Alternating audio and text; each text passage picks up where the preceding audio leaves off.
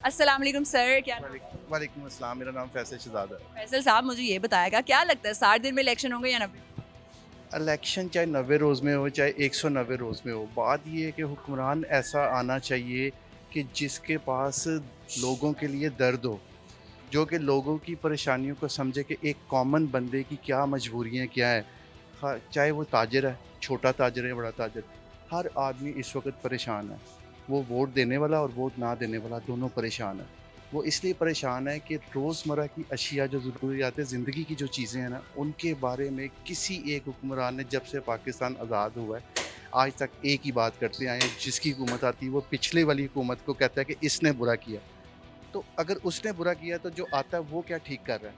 वो कुछ नहीं ठीक कर रहा। वो अपना टाइम पूरा करता है, अपने आप को जो है ना, अपनी जायदादें, अपनी प्रॉपर्टीज़ बढ़ाते हैं, अपनी इनकम बढ़ाते हैं और उसके बाद वो लोग चले जाते हैं इसी रोने को रोते हुए कि पिछलों ने हाल खराब किया। में कौन सी पार्टी का नाम आप बताएंगे, कौन सी पार्टी का जो चेयरमैन है सबसे ज्यादा दर्द दिल रखता है? देखिए, दर्द दिल रखने वाले ना इस वक़्त जो मेरिट के लोग हैं ना, उनको कभी भी आगे नहीं आने दिया लेकिन जाएगा। वो हैं कौन सर? वो हैं कौन? वो इस वक़्त जो है ना, जैसे एक पुलिस स्टेशन में एक वो पर्चा दायर होता है ना कि नामालूम अफ़राद, वो नामालूम अफ़राद बन चुके हैं क्योंकि उनके लिए इस वक़्त वो इसलिए आगे नहीं आते क्योंकि जो हमारे यहाँ का सिस्टम जो बन चुका है ना, उसको तोड़ने के लिए ना शायद कोई ऊपर से ये उतरेगा।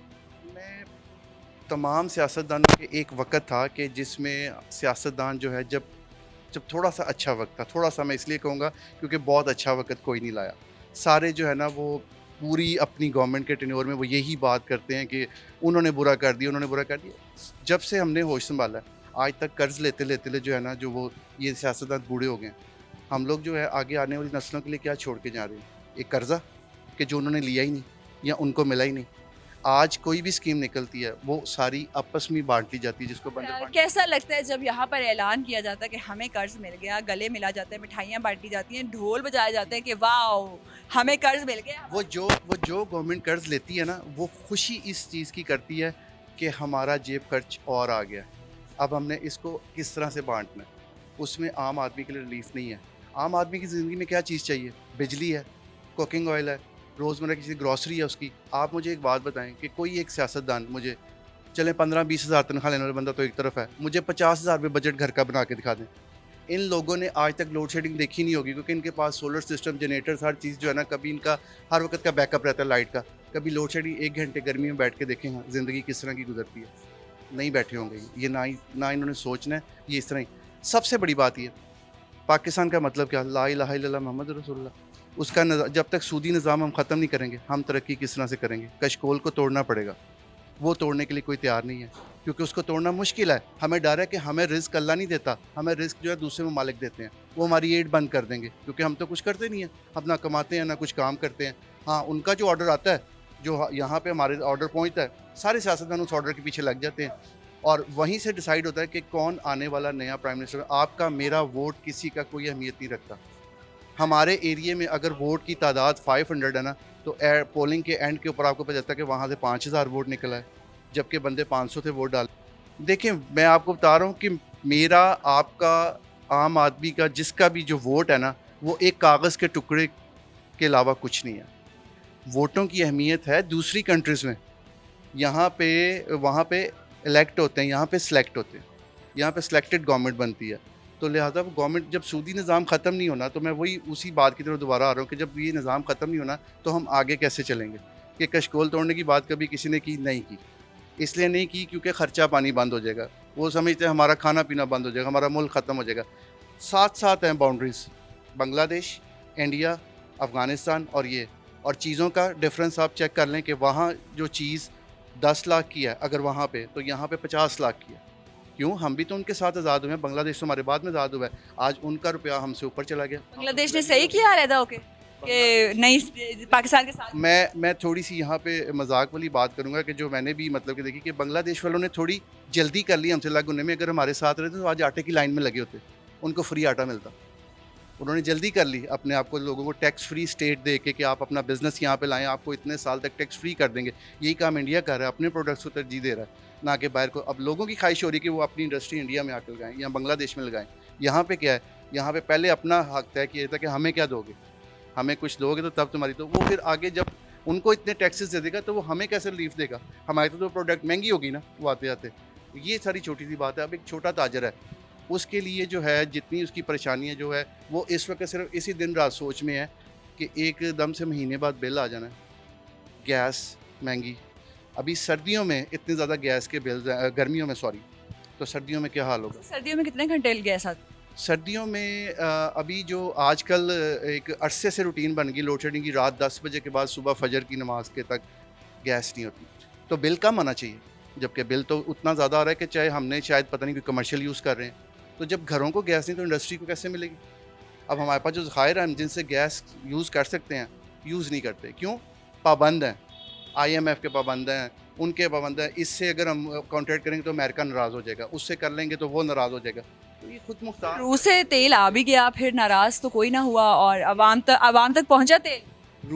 रूस से तेल आने का शुक्रिया अदा मौजूदा गवर्नमेंट कर रही है। वो क्या कर रही है कि आपने हमें सस्ता तेल दिया, हमने आवाम को महंगा दिया, आपने हमारे प्रॉफिट का रेशो बढ़ाया, आपका शुक्रिया रूस का। रूस के तेल आने से एक आम आदमी की ज़िंदगी पर कोई फ़र्क आया? डॉलर के 2-4 रुपये 10 रुपये नीचे आने से एक आम आदमी की ज़िंदगी में कोई फ़र्क आया? नहीं आया। पेट्रोल महंगा होने का मतलब है कि आपकी सब्जी महंगी, जिस जिस चीज़ के लिए ट्रांसपोर्ट जो है दरकार होगी वो तमाम चीज़ें जो हैं वो महंगी हो जाएंगी। सर क्या लगता है कि जब अगर पहले से सिलेक्टेड होते हैं तो वज़ीर आज़म अगला कौन बने? वज़ीर आज़म ख्याल में चांसेस जी, मेरे ख्याल में ना जो नज़र आ रहा है, किस पार्टी से? जो नज़र आ रहा है, देखें पार्टियां इस वक्त जो है ना वो इस तरह से हुई हैं कि जिस तरह हम लोग सारे इकट्ठे होते हैं ना किसी चीज़ का लाइक तमाशा देख रहे होते हैं, तो वो इकट्ठे हो जाते हैं सारे लोग, किसके हिस्से में क्या आएगा? किसके हिस्से में क्या आएगा। तो अभी तो बड़ा प्यार मोहब्बत सारी पार्टीज़ का आपस में चल रहा है। वैसे अल्लाह कायम रखे ये वाले नहीं अगर था। इकट्ठे होते हैं तो हुकूमत बिल पास करती है, ऑपोजिशन बगैर किसी तनकीद के हाँ में हाँ मिला देती, तो अवाम का तो नुकसान। देखें बहुत सारी गलतियां अपोजिशन में भी हैं कि अपोजिशन कभी मुल्क के हक में फ्रेंडली नहीं बैठी कि इस चीज़ के लिए हमें इकट्ठा होना चाहिए, हमें आवाम के फ़ायदे के लिए एक प्लेटफॉर्म पे इकट्ठा होना चाहिए। वो कभी नहीं होती, वो अपने मफाद के लिए लड़ रहे होते हैं और ये अपने मफाद के लिए। इनकी लड़ाई में पिसता आम इंसान है और आम इंसान पिसता ही पिसता ही आया। लेकिन सर वजीर आजम को ये गैस मार देना वाइल्ड गैस की, कौन हो सकता है अगला? देखें जो अब मैं जैसे मार्केट में हूँ, यहाँ पे ये पब्लिक प्लेस है, इधर लोग आते जाते हैं, तो जो ज़्यादा मुश्तरका राय है ना वो कहते हैं कि फ्यूचर में दोबारा से बारी, मैं कहूँगा दोबारा बारी पीपल्स पार्टी की है। उनका बिलावल जो है वो इस वक्त फेवरेट है आगे वज़ीर आज़म के लिए। टीवी पे ऐलान हुआ कि वजीर आजम मुल्क पाकिस्तान के बिलावल भुट्टो साहब बन गए, क्या रिएक्शन होगा? आपको कैसा लगेगा? नहीं देखिए रिएक्शन आपको लगेगा कैसा? आपने दिल के हालात जी, देखिए वो यंग ब्लड है, वो ये बूढ़ी हड्डियाँ नहीं हैं जो बाकी हैं। थोड़ी सी चीज़ों में सोच में डिफरेंस है।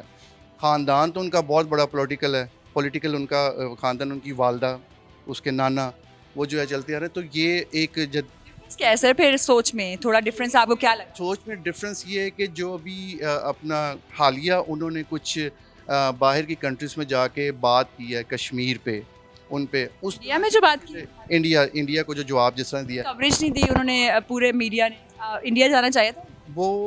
वो इसलिए नहीं दी कि वो किस तरह देंगे, क्योंकि हमारे आधे लोग चाहते हैं कि हम इंडिया के ख़िलाफ़ बिल्कुल बात ना करें, कि उनको बिल्कुल कोई जवाब ना दे। शायद हमारे और कोई एड ना बंद हो जाए, कोई ताल्लुकात ना ख़राब हो जाए, लेकिन ताल्लुकात तब ख़राब होते हैं कोई हल करना ही नहीं चाहता इस मसले को।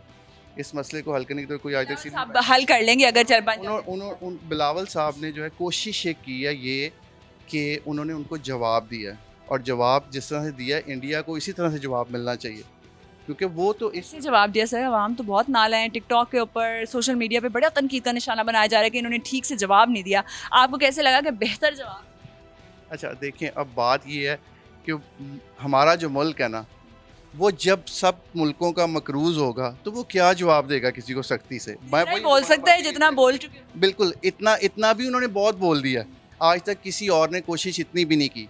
जैसे हर बंदे के बारे में कहते हैं, खान साहब के बारे में कहते हैं कि वो आए, उन्होंने कश्मीर को सौदा कर दिया, उसको बेच दिया, ये आए इन्होंने किया। लेकिन बात वही आ गई ना कि एट दी एंड मैंने सारा कुछ जो कहा ना, अब मैं अपनी तरफ आता हूँ कि ये तो हमारे कुरान पाक में लिखा हुआ है कि जैसी कौम होगी उस पे उससे ज़्यादा बदतर हुक्मरान को मुसल्लत कर दिया जाएगा, जैसी कौम वैसे हुक्मरान। तो हम लोग इस वक्त अवाम जो है ना, सारे के सारे मेरे समेत हम कुएं के मेंढक हैं। हम उस कुएं से बाहर नहीं निकलना चाहते, हम अपने हक के लिए नहीं निकलना चाहते। आज कोई चीज़ महंगी होती है, आप मैं कोई भी क्या उसका 1 हफ्ते के लिए या 3 दिन के लिए भी या 2 दिन के लिए भी उसको खाना छोड़ दें? फिर चीनी अगर हम छोड़ देते हैं अफगानिस्तान चली जाएगी तो आवाम को छोड़ने का क्या फ़ायदा? छोड़ के ऑल्टरनेट रास्ते बहुत हैं, आवाम छोड़ के भूखी मरेगी, आवाम को वो बिजली चीनी तो चली गई, फिर आवाम क्या करेगी? 3 दिन के बाद क्या करेगी? जी, जी। चीनी जो है ना चीनी सबसे पहली बात अगर आप उसको मेडिकली देखें तो वो वैसे ही आजकल डायबिटीज़ इतने ज़्यादा पेशेंट्स को हो गई कि चीनी तो वैसे ही फूड ऑफ ब्रेन है, चीनी सर ज़रूरी भी है चीनी खाना, नहीं तो आपका ग्लूकोज का लेवल लो हो जाता है। लो हो जाता है। ये आपकी बात ठीक है। बिजली आती नहीं है, बिजली आती नहीं है तो फिर क्या होगा आवाम? अब देखें, अच्छा चीनी की मैं बात आपको बता, चीनी के अंदर जो है ना उसमें इशू ये है कि जो गवर्नमेंट के अंदर हमारे ना जितनी भी गवर्नमेंट्स आज तक आई हैं सब पार्टीज़ की अपनी शुगर मिल्स हैं।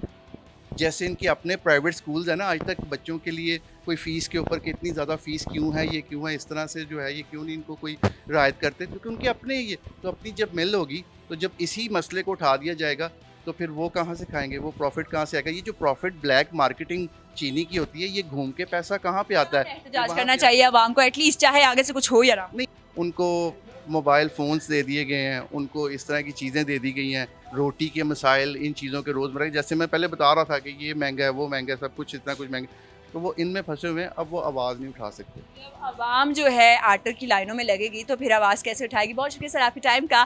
तो बिलावल भुट्टो इनको लगता है कि शायद अगले वज़ीर आज़म हो सकते हैं।